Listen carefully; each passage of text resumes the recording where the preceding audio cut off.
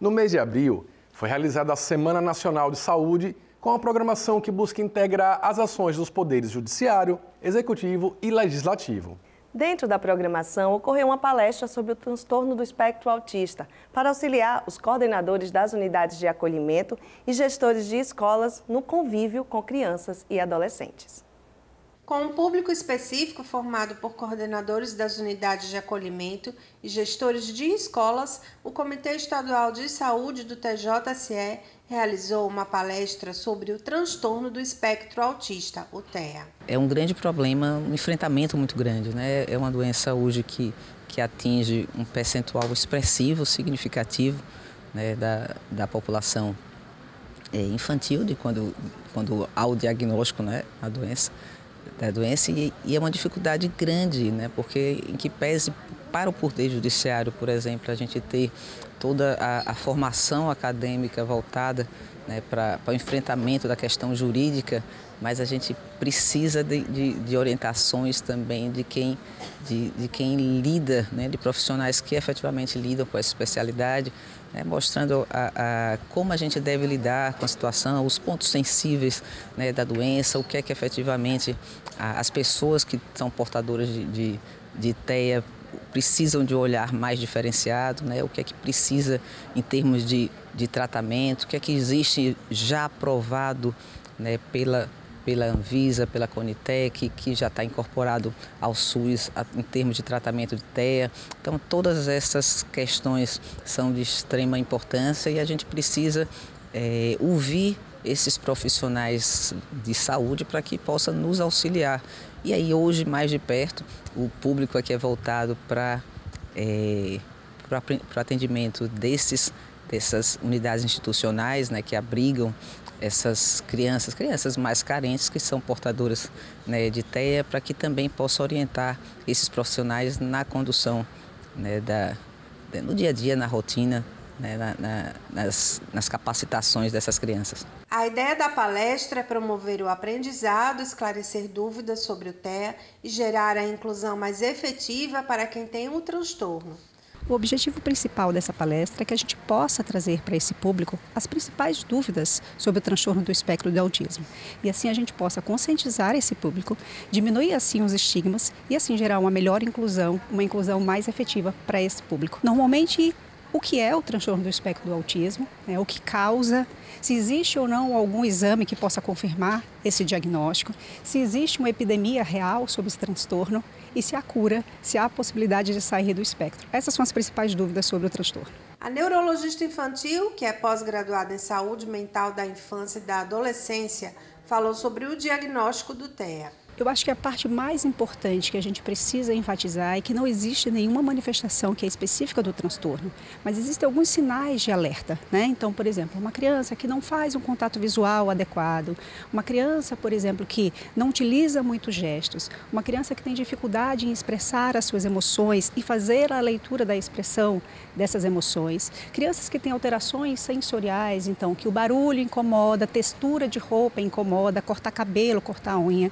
crianças muito rígidas, que têm uma necessidade de manutenção de aderência à rotina, de que a rotina seja mantida, porque senão elas se desorganizam. Crianças que, ao invés de brincar de maneira adequada, elas brincam de maneira estereotipada. Então, ao invés de brincar com o carro, elas ficam mais preocupadas com partes desses objetos, elas enfileiram, elas empilham, elas separam por cor, separam por tamanho. Mas, repito, isso são sinais de alerta. E como sinais de alerta, assim como a gente fala em todo o transtorno do espectro do autismo, não existe nenhuma manifestação que seja exclusiva do transtorno. Então, a presença, por exemplo, se eu tenho uma criança em casa que não faz um contato visual adequado, isso deve servir de sinal de alerta, mas não deve servir para esses pais, para esses responsáveis, como um sinônimo de que existe esse diagnóstico. E orientou que profissional procurar para o correto diagnóstico. O fluxo é buscar um profissional da saúde. Hoje é uma coisa assim, extremamente difícil a gente ter acesso aos médicos especialistas, mas que pelo menos busquem o pediatra, o médico da unidade básica de saúde, do programa de saúde da família, para que ele possa identificar essas alterações e assim encaminhar para os especialistas conforme for necessário e, além de encaminhar para o médico especialista, encaminhar para as intervenções de maneira mais precoce possível. Então, essa seria a grande dica que eu poderia dar. estimulação precoce, intervenção precoce. Após a palestra, a coordenadora da Casa Lar Acolher e Amar, localizada no município de Pacatuba e que abriga 9 crianças, Adriana Cagé, falou das dificuldades no acolhimento de crianças atípicas e como é importante esse tipo de esclarecimento. É de grande importância, melhora muito no convívio, né?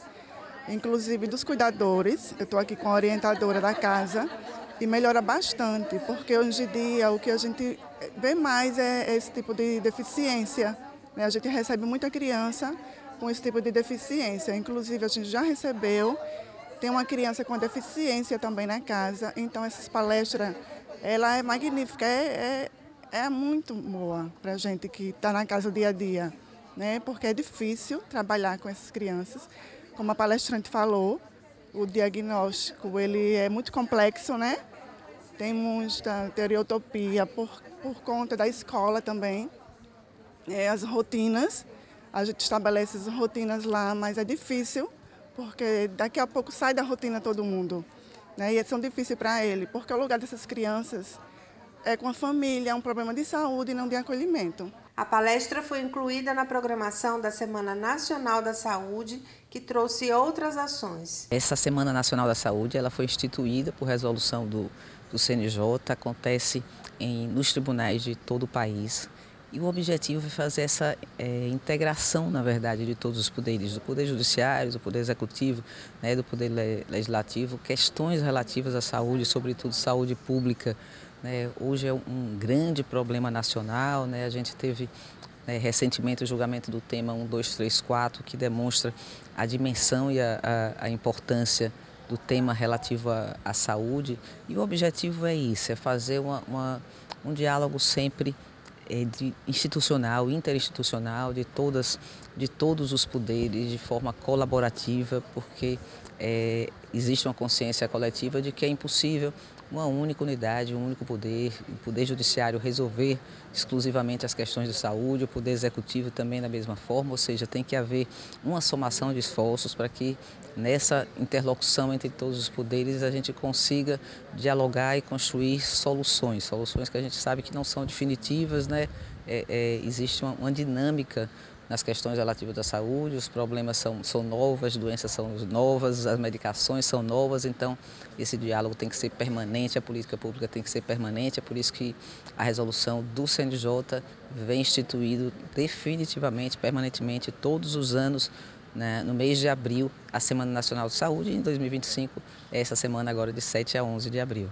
Mutirão de conciliação e parcerias com instituições filantrópicas para o atendimento em saúde de crianças e adolescentes também são realizados na Semana Nacional de Saúde. É o que veremos depois do intervalo. A gente volta em instantes.